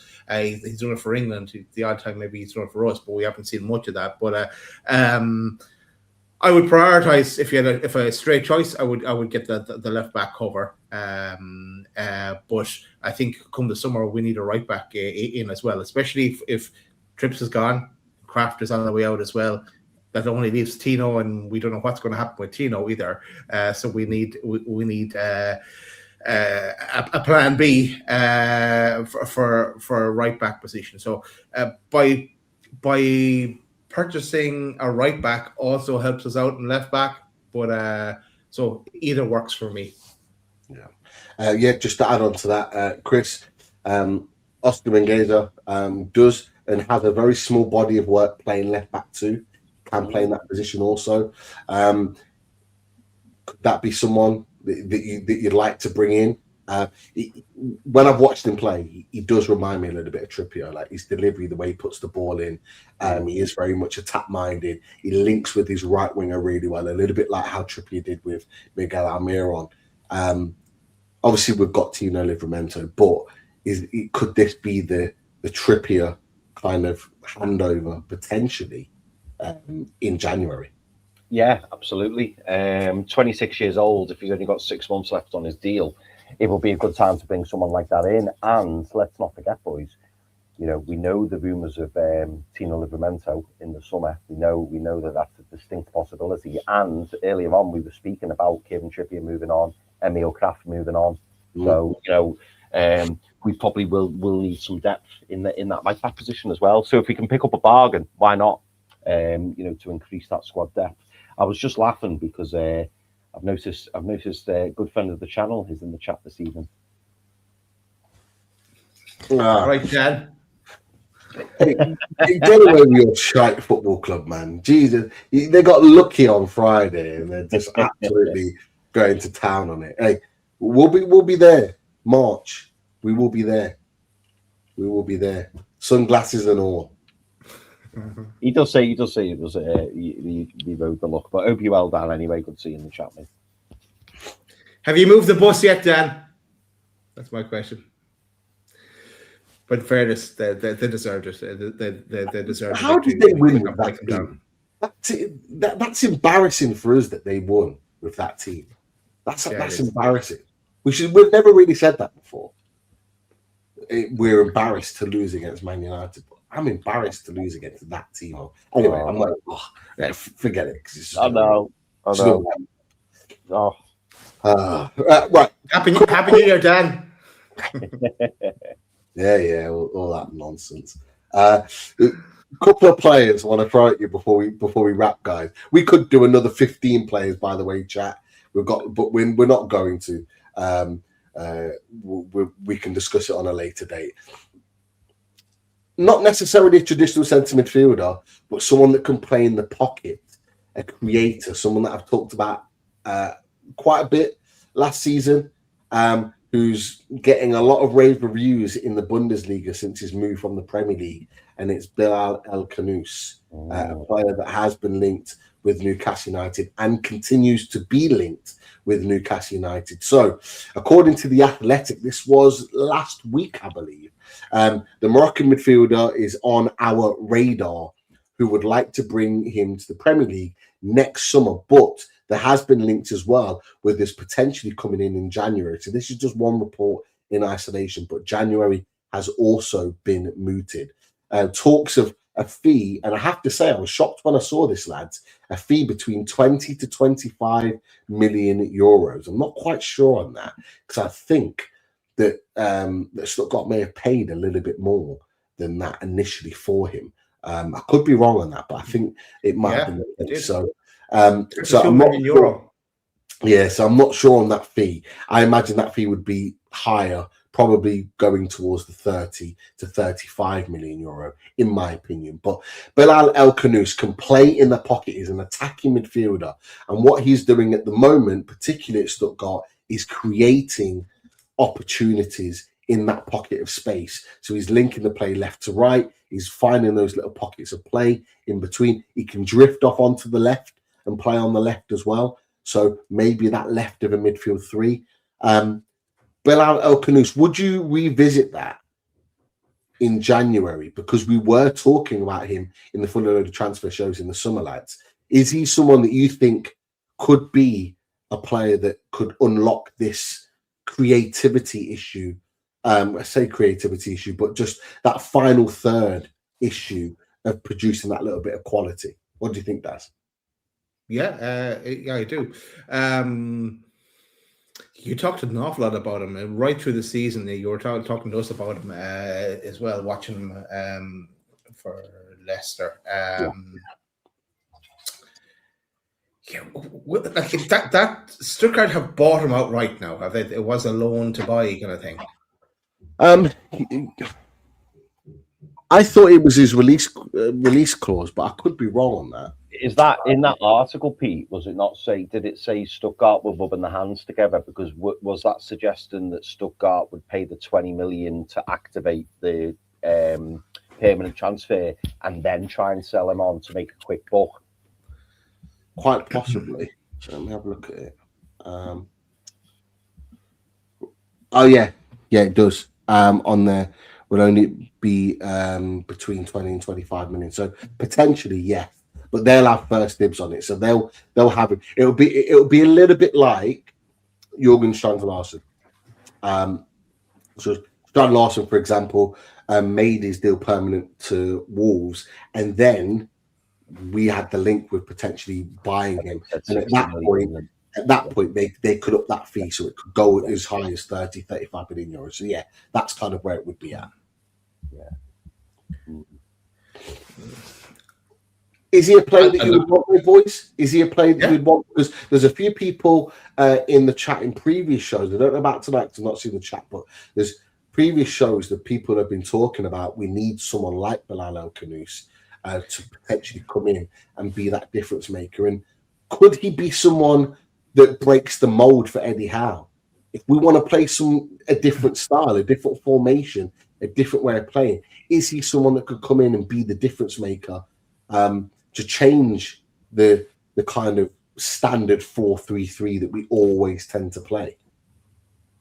Yeah, it's a yes from me, and it was a yes in the summer as well.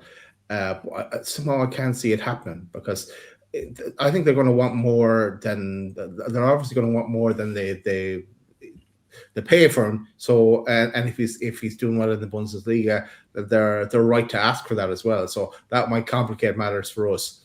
Are we willing to kind of push the boat out a bit to get him when we could have got him at a cheaper deal in the summer? So would we revisit that? I'm not so sure. I don't. It's not one I don't see happening. What about you, Chris? Do you think Newcastle will go back for that? We do know that Newcastle like to revisit players that they've already been interested in. We've already seen that with the likes of Alanga. We've already seen that with the likes of Ramsey, Malik Chow, for example. Could he be a player that we revisit? Because rumours were that we were close to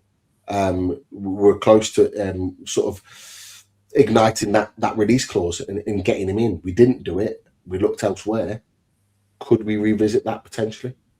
Yeah, potentially. Yeah, we know that when a player is on the hit list, so to speak, that interest doesn't go away. So yeah, there's a distinct possibility that we might go back in for El Canoes. And I from what I saw of him at Leicester, I liked him. I've not seen much of him, if anything. Actually, I don't think I've seen any of him at Stuttgart.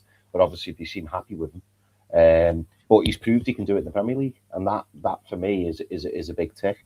I was disappointed Pete we never went for him because the price was a fair fee at that time, wasn't it? Was it 20 million Leicester wanted? It was 25, I think, about 25 million. It was release clause was. Yeah, so I think it's a shame that we didn't end up going for him because he always looked like a player who was exciting, a player that made things happen, and that's exactly what we need at the moment. We need players who can grab the game by the scruff of the neck or create a chance or create an opportunity, get the crowd on side.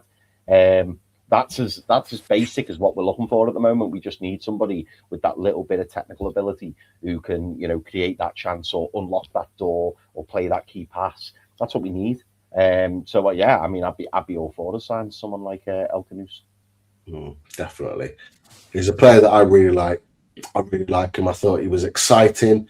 I thought he was, he had a creative spark in a team that had no creativity whatsoever. He gave Leicester that little something extra. And every time Leicester did anything good, it came from him last season. I know they got relegated. I know they weren't good at times. But whenever he was on the pitch, he created something that was worthwhile. And he played in those pockets. Even if they played him out on the left wing, he would come inside. He would play in those pockets. He'd be brilliant and so effective on the counter-attack. And he just allowed Leicester to play in a fluid manner when on the counter, particularly at the King Power, and they were absolutely superb at times with him in the team. When he wasn't in the team, and the manager, I think Ruud van Nistelrooy at times put him on the bench, you could tell they were a completely different side, and they were nowhere near the same.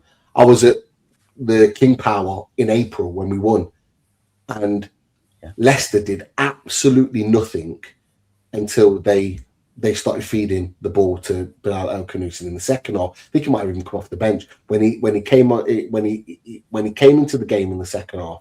He was the only one that created one or two opportunities for Leicester. And he was the only player that Newcastle struggled to handle in that second half. The game was done by then, but he came on and really made some really good moments, some real creative moments off that left-hand side.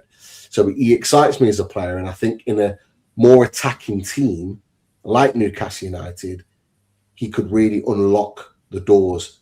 And even more so, boys, he could unlock the doors for Nick Bolton and Johan Wieser with his creativity and his ability to find passes. So fingers crossed that's still on the table, because I would really like him to be in the door. He's at AFCON at the moment as well. He's playing tomorrow at 7:00 against Zambia, if you want to have a look at him. And Morocco are favourites to win the tournament, so he's playing in a team that are playing well and looking like they could potentially go the distance. So you'll be able to see his qualities hopefully shine through. Some people have mentioned that. I saw it just a second ago in the chat. I wasn't keeping up with the chat, but I saw this a second ago, and I did have this. It did make me laugh. It's kind of the one I'll maybe end on. It's a bit of a funny one to end on. Get your opinion on this. Would you take as a winger this man? Raheem Sterling is apparently linked with Newcastle United in January. Remember, he's not even in their 20-man squad, 25-man squad, so he's not kicked the ball for Chelsea all season so far. Apparently, a loan deal with an option to buy for up to 20 million has been proposed. Now, the report is a questionable one, where it might be coming from, but I'll ask you this question: Would you boys be taking Raheem Sterling? We've got Sophie's opinion on this. What do you think, boys? It's a no for me. No deal. Chris? I can't really expand on that anymore. No, it's a no for me. Yeah, no. We need a new right winger, but I don't think Sterling is that guy. And lastly, we have Sterling, but I'll raise you. Oh, oh, Yes. Now, this came out today. So Fabrizio Romano says he understands that Oscar Bob could leave Man City in January. If Semenyo deal is completed, and at this moment in time, Antoine Semenyo is favourite to move to Man City, and it's currently his preferred destination. So if Antoine Semenyo goes in, there is one of two players that could leave on the wing. Now, Savinha, who was close to moving to Spurs in the summer, could potentially leave, or Oscar Bob could be the other. Now, what interested me more so is Mamouche could potentially leave. I was interested in that one personally. That may be one that we can come back to. But for Oscar Bob as an option, it says several clubs like Borussia Dortmund have been interested in him. Would you be going for Oscar Bob, bringing him in? He hasn't had many minutes, but we've seen firsthand how good he can be. Yeah. Boys, Yeah, Oscar Bob. Definite for me, Oscar Bob. 22, can play a right, left, and through the centre as well. He's looked okay when he's played against us, hasn't he? Remembering he came on and scored the winner against us back about 2 seasons ago or so. Borussia Dortmund in the mix as well for him, I see. Interested in him. But then I suppose, where does that leave Alanga if that was to happen? And then going back to Chris's point on Murphy, because if he's coming in, you imagine he's coming in as a right winger. So yeah, he's predominantly a right winger. Yeah, that's where he plays his best football. So he'll be coming off that. But Chris, Oscar Bob, I know we've talked about him before. God, who's Bob? It's Oscar Bob. That's who he is. Bob. That's the Bob. Oscar Bob. Chris, Bob the job. Your opinions on Oscar Bob? Yeah, I would take Oscar Bob, but it would have to be for the right fee or even on a loan deal. Because he has had a couple of nasty injuries. He's been out with City for a long time. Do I think he's the next Morgan Rogers or Cole Palmer? Probably not. But I think he would be a good squad player. And yeah, Daz, you're right. It leads into my Jacob Murphy theory. If we were to let Jacob Murphy go and bring in Oscar Bob, I'd be quite happy. However, that article, Pete, did raise eyebrows. I'd love Savinho. I think Savinho is a super, super talented player. I don't think he gets enough minutes at Man City. I think Savinho is fantastic. And Marmouche, well, that's a separate conversation, isn't it? But someone like Marmouche would be superb. Quite how much he would cost, I don't know. But he is, well, we saw what Marmouche did to us, didn't we, when we played Man City? So no, I think Marmouche be a really good sign. To be fair, I'd take all three. I'm not saying we'd sign all three, but I would take any of those three. I would. Okay, and Semenyo as well. Okay, would you take 2 out of the 3 of them? Let's not say all 3 because I think that'd be maybe slightly unrealistic. But would you take any 2 of those if it meant Tino was to be sold?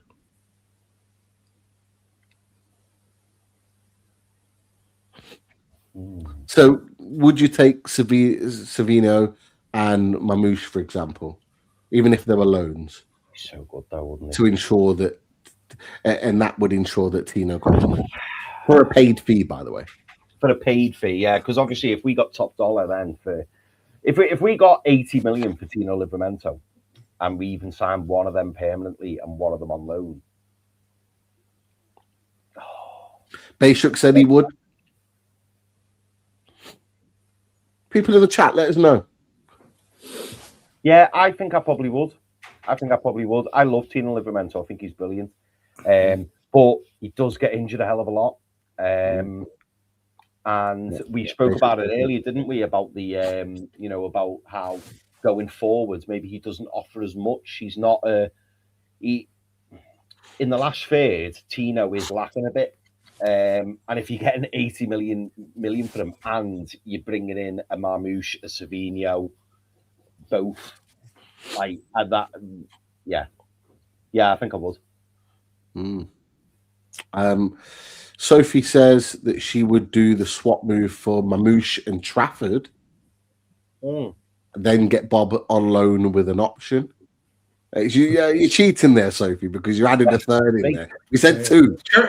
Bring Turkey as well. Why not? Put them in the mix. Oh my God! Get Haaland while you're there. Why not? Yeah, why not? Why not? Yeah. But it's an interesting one. It's an interesting one. There's players there that could be. I like Savino as well.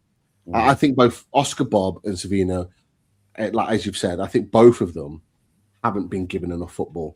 I think they're players that will play at their best when they're regularly playing football for a team. Now, if they came in, you would want them to be starting regular. Would you pick Bob or Savino, Pete?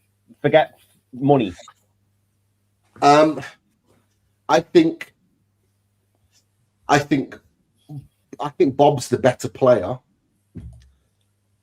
but Bob does get injured a lot. That's my only concern with Oscar Bob is his injury record. I think Savino is the unpredictable. I think we're missing an unpredictable type of player. He's not a Ben Arthur or an Alex and Maximin type of unpredictable, but he provides unpredictable levels of play. Like he's one of those. He's not quite Mahrez level, but he reminds me of that player that's just relentless. He'll get the ball and he'll run at you and he'll run at you and he'll run at you constantly. And he'll either cut inside or go down onto his right, and he'll commit. He's got a good delivery on him. He can score a goal. But we just haven't seen it with Man City because he just hasn't had a regular touch. He's not a pet player because he can't come in once every 3 or 4 games and just do the business like that. He has to play week in, week out. And I think Oscar Bob's the same. I think coming to us, either one of them, playing regular football, I think they show their stuff. So, yeah, I've not really answered the question, but that's my thought process is that Oscar Bob's the better player, so I'd probably take him because I think he's the better player. But Savino is one player that is always sort of fit and available, so that holds a lot of weight as well. I don't think I know we're just hypothetical situations here, but yeah. I don't think any of this is happening with Eddie Howe as manager. By the way. Whatever about Tino wanting to leave and stuff like that, that's one thing. But I think that'll be kind of the players we're talking about there is kind of part of a rebuild under a different manager if we were to go down that route. And just bringing it back to Oscar Bob, we have other positions to sort out ahead of right wing, which also needs some kind of a rethink. But we have to sort out the central midfield, left back, striker, then goalkeeper in the summer, and so on and so forth. But boys, in terms of players, that's it for now. There are more. Not going to discuss more because we've already done longer than we anticipated, way longer than we talked about before we went live, as we normally do. But I just want to ask you one last thing, not necessarily transfer related. Tuesday night, Turf Moor, Burnley against Newcastle. Pope or Ramsdale, who are you going for? For me, Pope. I think we said it at the last show. Pope comes back in, and it's up to him to retain the position again. And this is a must-win. I know it's a must-win. We're playing Burnley, who are bottom of the league, and we're away from home. We have to prove to ourselves that we can win away from home, or I don't know what we're at otherwise. And things ramp up even further if we don't win that game. Chris, who you go for Tuesday at Turf Moor, Pope or Ramsdale? I'm agreeing with everybody in the chat. Kyle says Pope. Sophie says Pope. Niall says Pope. Bayshuk says Pope. Tony Tambridge says Pope. Jordy Team for Life says God. Miracles can happen. Aaron says John Muddy. I'm saying Nick Pope. I never thought I'd get there. I've got that sticker on my phone of John Muddy in his dressing gown when he was modelling the Newcastle United dressing gown, which I have on, by the way. You got it in your phone. Yeah, because me mate, he takes the mick and he says like, I don't bloody believe it, and then he posts a picture of Tom Bloody. So that was your screensaver or something like that. No. You know, like you can create stickers and it's just a picture. Yeah, it's that. I'll send you it in a minute. No, please don't. But yeah, I'd go with Nick Pope. I think we need Nick Pope back, but I must say, I have to say, Nick Pope long term is not the answer. He's not the answer. He's the answer for now, but he's not the answer long term. He's not. No, absolutely not. Well, I just wanted to drop this in because I did see this earlier. I thought it was quite interesting. These are, well, I can't see at the top. These are the save percentages in the Premier League this season. Oh God. So Nick Pope is third. He's third for save percentages this season. So he is. So you got Martinez that's number one, arguably the best goalkeeper in the league. You've got Rofes, the Sunderland goalkeeper, and then you've got Nick Pope, who's third. No sign of Alisson.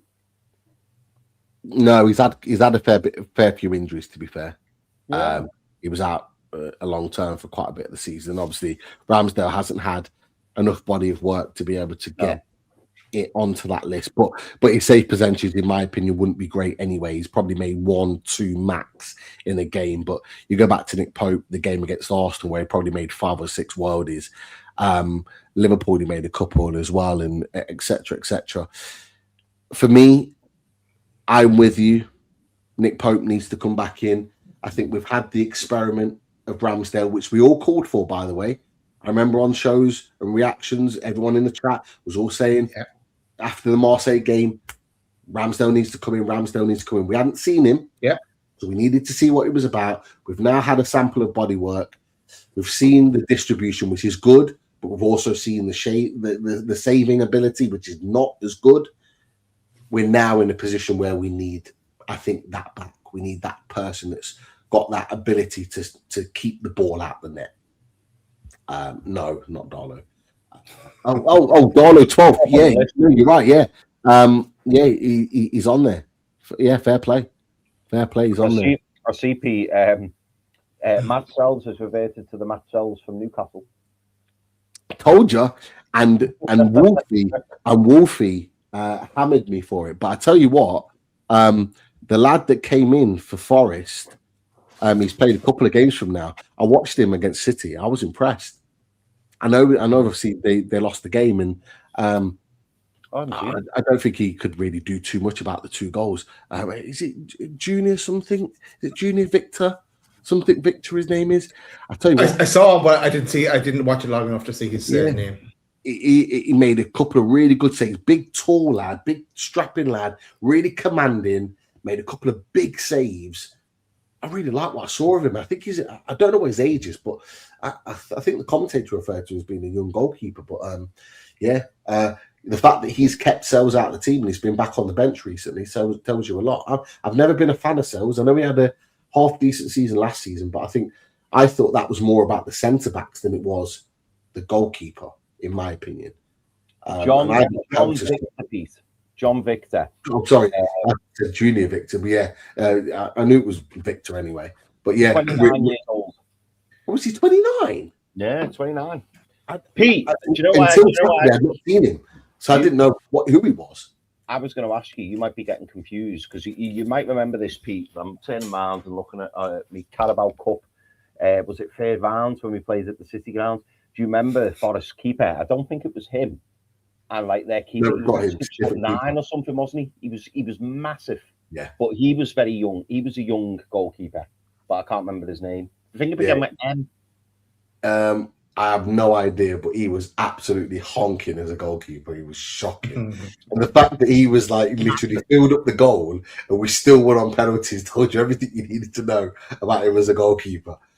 He was atrocious. But this guy's he's not the same guy. Someone different. No, I know they bought a couple of goalkeepers in the summer. But yeah, this lad, I was impressed with him. Fair play. But lads. We've got one or two super chats, boys, that we've missed. Okay. Because it's a question really from Waza. Waza says, "I'd love Harvey Elliott. What do you think?" Well, it looks like he's going back to Liverpool in January. Looks like the loan's going to be cut short. We did talk about him in the summer. I'm not judging him on Aston Villa because it was quite clear early on that Unai Emery didn't want him. It was more of a panic buy, or it was a buy that was forced on by the club. It was clear that they didn't necessarily want him, and the fact that they needed someone to come in on that right hand side and they didn't play him and they were keeping him on the bench told me everything I needed to know. Is he the guy that could come in and make a massive difference to Newcastle United currently? I'm not quite sure. What about you, Chris? Yeah, he's an interesting one, isn't he? I think he's not had the opportunity at Villa for whatever reason. It looks, as you say, like Pete, that Unai Emery did not want Harvey Elliott. He spoke well about him. I think initially he criticised him, and then he spoke well about him, saying he'd been training well and he's doing all he can. But he still didn't get near the team. So what that says, I don't know. I suppose it would depend on price. For me, the problem with Harvey Elliott, and I think I said this when we were discussing him way back when, the problem with Harvey Elliott is he a central midfielder? No. Is he a winger? No. So where do you play him? He's probably an attacking midfielder. If you going back to what Sophie said earlier, if you played with like 2 or 3 attacking midfielders on like FIFA, Harvey Elliott would go there. That's where he'd go. He operates in those pockets of space. So in like a 4-2-3-1, Harvey Elliott would be really good.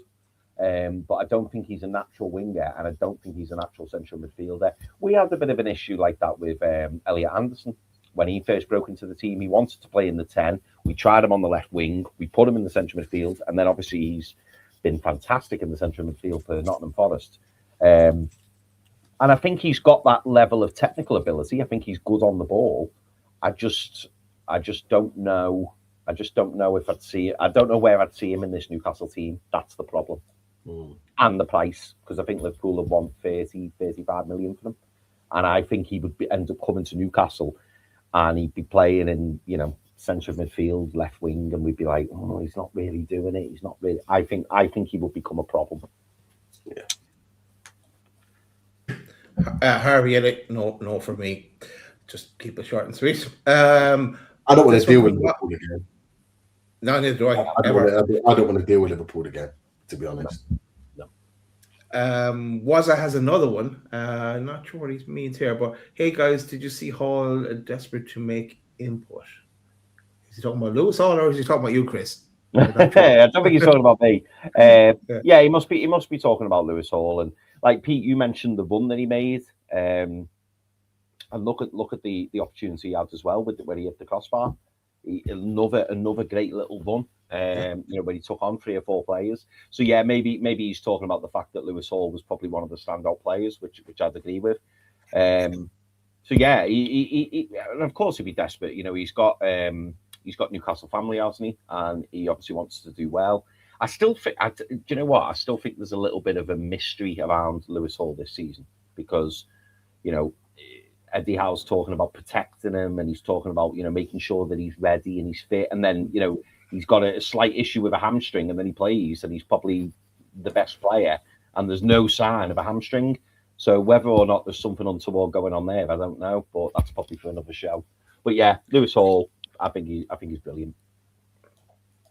Cool. I know you think he's amazing as well, Pete. So but there's another one here from Niall. I don't know if we want to go down this route, Niall, but you've asked the question in the super chat, so we will bring it up. He goes, if Eddie was to be let go, who would you each want? Ooh. Big question. Who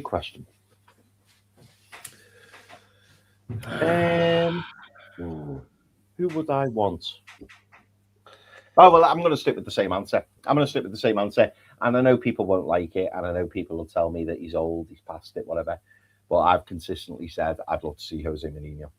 I just would. And I think Jose Mourinho, I like the whole love affair with Sir Bobby. Yes, I'm being nostalgic, but the fella's a winner. He's a winner. Even if you had him for 2 seasons and then moved him on. I think he would command the respect of everybody in that dressing room, and I think he'd come in and he'd do a good job. A manager who's managed some of the best teams in Europe. It's like our players, the vast majority of our players have been nowhere near the level of the players that he's managed, and I think they'd look at him and just be like, "Wow, I've got to listen to every word he says." And I have watched the All or Nothing Spurs documentary as well. And I don't know, I just like him. I just like him, boys. I really like it. I think he's a great character. I'm not saying he'd be the answer for the next 10 years, but I'd love to see him have a stint at Newcastle. And I think if you wanted someone to come in and shake things up a little bit, and yeah, I would say Jose Mourinho, certainly for a couple of seasons anyway. Peter, do you want to answer this, Pete? Is Pete going long term? I'll answer it. It's not Mourinho. I love the guy. I love Mourinho, but he's not Premier League ready. He's not there, not anymore. I've only got one answer to this question. And it might not be the answer that you think it's going to be. There's only one guy I'd want to come in if Eddie Howe was to leave. Steve Bruce. No. There's only one man that I want to come into Newcastle United, and it wouldn't be easy, and it would be a chain to pull him away. But I think we could genuinely get him if we sold him the right story, and it's Unai Emery.